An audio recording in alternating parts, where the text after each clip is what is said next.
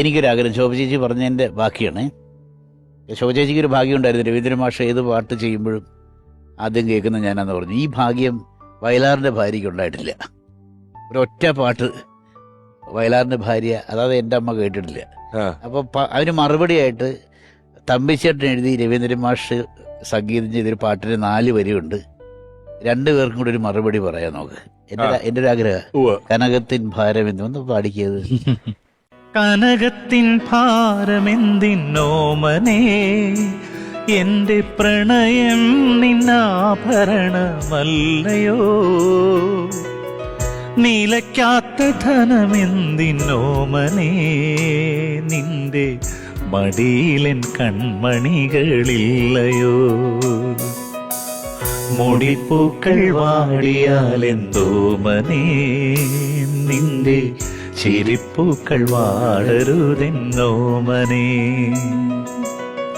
മുഖമൊട്ടു തളർന്നാലെന്തോമനേ, നിന്റെ മനം മാത്രം മാഴ്കരുതെന്നോമനേ,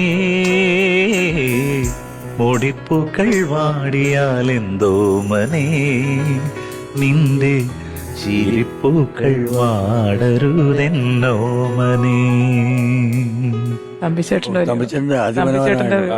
തമ്പി സാറിന്റെ വരികൾ എന്ന് പറയുന്നത് അതിഗംഭീരമായ വരികളാണ്. അവരുടെ കോമ്പിനേഷനുള്ള പാട്ടുകളും ചില പാട്ടുകൾ നമ്മൾ ഓർക്കുമ്പോഴേ, ഇപ്പൊ അതിലെ സിനിമ പാട്ടുകളും, ഇതിപ്പം സിനിമയിലല്ലോ, ഇന്നും എന്റെ കണ്ണുനീരിൽ നിൻ പ്രണയ പൂകനിഞ്ഞ പൂമ്പൊടികൾ ചിറകിലേന്തി എന്റെ ഗാനപ്പൂത്തുമ്പികൾ നിന്നധരം തേടി. ഇപ്പൊ ഒരുപക്ഷെ മലയാളത്തിൽ ഇന്നേ വരെ ഇറങ്ങിയിട്ടുള്ള ഏറ്റവും മികച്ച ഗസലുകളിൽ ഒന്നാണ് ഇന്നും എന്റെ കണ്ണുനീരിൽ. അതുപോലെ നിറങ്ങളെ പാടൂ എന്നുള്ള കാവാലം സാറിന്റെ പാട്ട് അല്ല, ഇത് രണ്ടും അതിനെ കവച്ചു വെക്കുന്ന ഒരു ഗസൽ ഒരുപക്ഷെ ഈ 90-കൾക്ക് ഇപ്പുറത്തേക്ക് ഉണ്ടായിട്ടുണ്ടാവില്ല.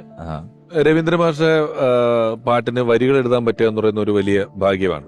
നമുക്ക് ഒരുപാട് പേരെ പറ്റി നമ്മൾ പറഞ്ഞെങ്കിലും 80-കളുടെ തുടക്കത്തിൽ താരാട്ട് എന്ന് പറയുന്ന ചിത്രത്തിൽ ഒരു വനിതാ പാട്ടെഴുത്തുകാരി എഴുതിയൊരു പാട്ടുണ്ട്. സൂപ്പർ ഹിറ്റ് ആയിട്ടുള്ളൊരു പാട്ടാണ്. ആ സമയത്ത് ആലോലം പൂമുത്ത എന്ന് പറയുന്ന ഒരു പാട്ട്, ആ വരികൾ എഴുതിയ ശശികല മേനോൻ രവീന്ദ്ര മാഷ് ഓർക്കുന്നു. രവീന്ദ്ര മാഷെ കുറിച്ച് ഓർക്കുമ്പോൾ അറിയാതെ കൈ കൂപ്പി പോവാറുണ്ട്. കാരണം അതൊരു വലിയ ഭാഗ്യമായിട്ട് ജീവിതത്തിൽ ഞാൻ കണക്കാക്കുന്നു.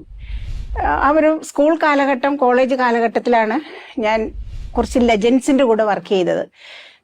ദേവരായ മാഷ്, അതേപോലെ A T Ummer sir, Ravindra മാഷൊപ്പൊക്കെ വർക്ക് ചെയ്യാൻ കഴിഞ്ഞു എന്നുള്ളത് തന്നെ വലിയൊരു മഹാഭാഗ്യമാണ്.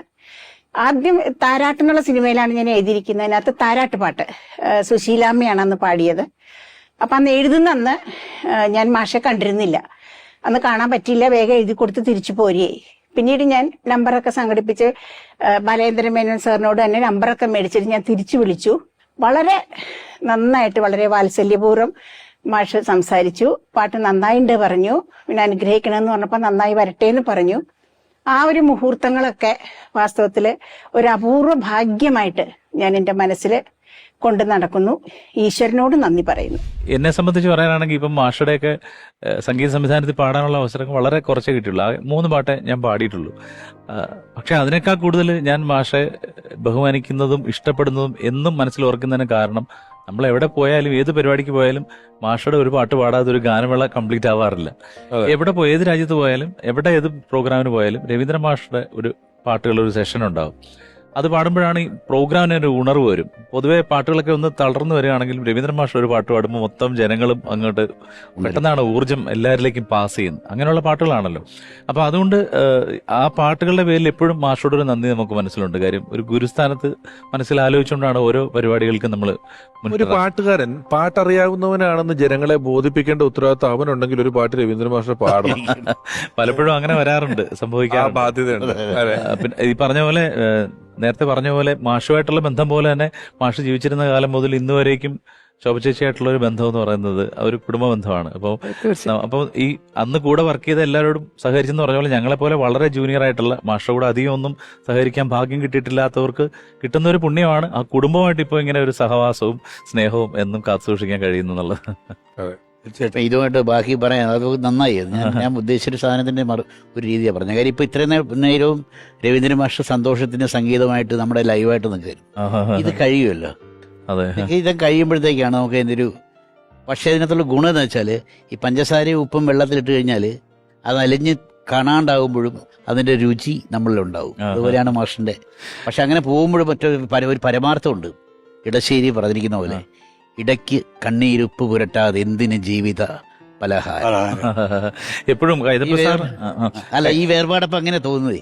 അപ്പോഴും ഒക്കെ നമുക്ക് ഉപ്പുണ്ടായേ പറ്റൂ അല്ലേ? കൈതപ്രസാദിനെ നമ്മൾ എല്ലായ്പ്പോഴും ചിരിച്ചിട്ട് മാത്രമേ കണ്ടിട്ടുള്ളൂ വർഷങ്ങളോളം. അദ്ദേഹത്തെ ഒരിക്കൽ പോലും ഒരു ഡള്ളായിട്ടോ അല്ലെങ്കിൽ സങ്കടപ്പെടുന്ന മുഖം കണ്ടിട്ടില്ല. ആദ്യമായിട്ട് ഞാൻ കാണുന്നത് രവീന്ദ്ര സംഗീതം ഒരു പരിപാടി നമ്മളിവിടെ എറണാകുളത്ത് നടക്കുന്ന സമയത്ത് പ്രമദവനം യേശുദാസ് സാർ പാടുമ്പോൾ കൈതപ്രം സാറിന്റെ ഒരു എൻട്രി ഉണ്ട് ബാക്കിൽ നിന്ന്. അദ്ദേഹം നടന്നു വരുന്നു, യേശുദാസ് സാർ പാടിക്കൊണ്ടിരിക്കുക. അപ്പൊ നമ്മളെല്ലാവരും ഇമോഷണലായിട്ട് നിൽക്കുകയാണ്. പെട്ടെന്ന് യേശുദാസ് സാറ് ഇതിന്റെ ഇമോഷനിലേക്ക് ഇങ്ങനെ കയറി വരുമ്പോൾ കൈതപ്രം സാറ് വളരെ വികാരം കൊണ്ടിങ്ങനെ നിറഞ്ഞ് അടുത്ത് നിൽക്കുക. എനിക്ക് പേടി ഇതെന്ത് സംഭവിക്കും എന്നുള്ളത്. യേശുദാസ് സാറാണ് ശ്രദ്ധിക്കുന്നില്ല. ശ്രദ്ധിച്ചാൽ അദ്ദേഹത്തിന് ഒരു പക്ഷേ ഈ പാട്ടിൽ നിന്ന് ഇതിലേക്ക് പോകും. എന്നിട്ട് പാടി കഴിഞ്ഞിട്ട് ഇവർ രണ്ടിനും കൂടെ ആലിംഗനബദ്ധരായിട്ട് അവിടെ നിൽക്കുന്ന ഒരു രംഗം എന്ന് പറയുന്നത് മലയാളിക്ക് മറക്കാൻ പറ്റില്ല. അപ്പൊ പറയുന്നൊരു ദാസാറ് പറഞ്ഞ ആ ഒരു വാക്ക് എപ്പോഴും മനസ്സിൽ നിൽക്കുകയാണ്, ഞങ്ങളുടെ കൂടെ രവിയുണ്ട് ഇപ്പോഴെന്ന് പറഞ്ഞു. എന്ന് പറഞ്ഞ പോലെ ഇവിടെ ഇപ്പോ മാസ്റ്ററുടെ സാന്നിധ്യം ഉള്ളതുപോലെയാണ് എനിക്ക് അനുഭവപ്പെടുന്നത്. മകൻ സംഗീത സംവിധാനം ചെയ്യുന്നുണ്ട് സിനിമകൾക്ക്. അവരുടെ വിശേഷങ്ങളൊന്ന് പറയൂ. മക്കള് 3 പേരാണ്, 3 ആൺകുട്ടികളാണ്. മൂത്ത ട്വിൻസാണ്. അതിൽ ഒരാള് മ്യൂസിക് ഡയറക്ടർ സാജൻ മാധവ് എന്നാണ് പേര്. സാജൻ എല്ലാവരും തമിഴ്നാട്ടിലാണ്, മദ്രാസിലാണ് ജനിച്ച് വളർന്നത് കൊണ്ട് കൂടുതലും ആ നാടുമായിട്ടാണ് അവർക്ക് അറ്റാച്ച്മെന്റ് കൂടുതൽ. പിന്നെ അവൻ തെലുങ്കിലാണ് ചെയ്ത് തുടങ്ങി, മ്യൂസിക് ചെയ്ത് തുടങ്ങിയത്. രവിയേട്ട ഉള്ള സമയത്ത് ചെയ്ത പടം പ്രേമിക്കുലു എന്നൊരു പടം ചെയ്തു. അന്ന് 3 പാട്ട് മാഷ് കേട്ടായിരുന്നു. പിന്നെ മാഷിനെ കേൾക്കാൻ പറ്റില്ല. പിന്നെ തമിഴിൽ കുറെ പടം ചെയ്തിട്ടുണ്ട്. മലയാളത്തിൽ ചെയ്തത് യക്ഷിയും ഞാനും എന്നൊരു പടം ആണ് ചെയ്തത്. പിന്നെ ഈ ഇടയ്ക്കൊരു മൃദുഭാവേ ദൃഢകൃത്യ എന്നൊരു പടം ഷാജുൻ കരിയാലിന്റെ മലയാളത്തിലെ സിനിമയിൽ വൃന്ദാവനമുണ്ടോ പിന്നെ നല്ല തിരുമേനി എഴുതിയത് എന്നിട്ട് അങ്ങനെ ചെയ്തിട്ടുണ്ട്. പിന്നെ അങ്ങനെ ചെയ്തുകൊണ്ടിരിക്കുന്നു. പിന്നെ കുറെ വർക്കുകൾ ചെയ്തുകൊണ്ടിരിക്കുന്നുണ്ട് ആൽബം. ഇനി ഒരാൾ ഡയറക്ടറാണ്, ഫിലിം ഡയറക്ടറാണ് മദ്രാസിലുള്ളത്. അവനും തമിഴാണ് ചെയ്തുകൊണ്ടിരിക്കുന്നത്.